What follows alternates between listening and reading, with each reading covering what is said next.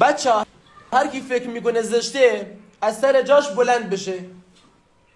آکام چرا فقط تو بلند شدی؟ به خدا من زشت نیستم، پا شدم که تو تنها نمونی.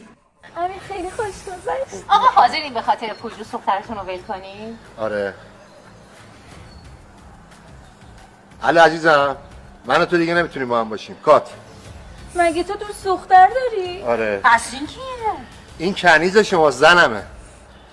بیا بابا بیا غر نکن. ای شاخه پرگله. خسته نباشین. PS5 داری؟ ته راهرو مغازه داره. مرسی آقا من. تو که PS5 داشتیم چرا گفتی نداریم؟ بابا خریدار نبود که بابا نکن برق نداریم مشتری از کجا ما میخواد علاف کنه الکی دختر رو به PS5 ولمون کن بابا. A few moments later.